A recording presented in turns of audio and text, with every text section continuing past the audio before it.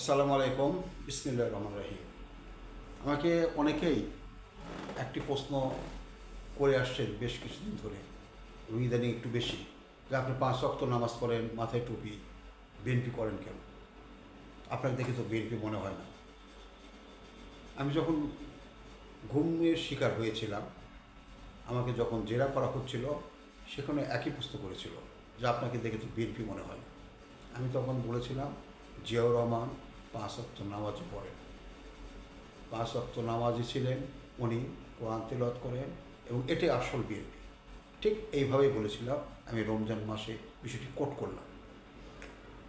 যাক, আমি জাতীয়তাবাদী দল কেন করি তার একটি কারণ আজকে আমি বলব।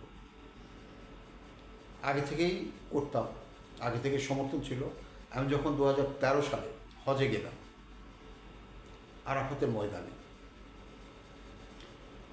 জিয়াটি নামে একটি শব্দ শুনলাম। জিজ্ঞেস করলাম, সকলে বলল এই নিম গাছগুলো জিয়া লাগিয়েছেন। যাকে অন্য একদিন আমি বিষয়ে বিস্তারিত আলোচনা করব। আমার মাথায় ওই আরাফাতের ময়দানেই ঢুকিয়ে হলো যে আল্লাহ সুবহানাহু ওয়া তাআলা ওনাকে দিয়ে এমন একটি কাজ করিয়ে নিয়েছেন এই দুনিয়ার বুকে, কিয়ামত পর্যন্ত যতদিন হজ থাকবে, আরাফাতের ময়দান থাকবে, উনি সব পেয়ে থাকবেন। এই গাছ, ওখানে গাছের চারা লাগানোর জন্য যে গাছের নিচে হাজিরা রোদের ছায়ার তলে থাকে।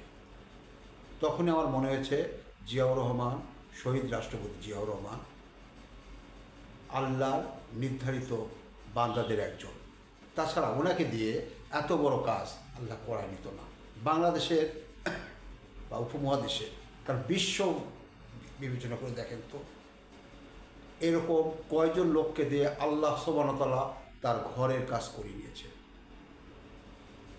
তারপর থেকেই জিয়ার প্রতি আমার, শহীদ রাষ্ট্রপতি জিয়াউর রহমানের প্রতি আমার শ্রদ্ধাবোধ আরও বেশি হয়ে যায়।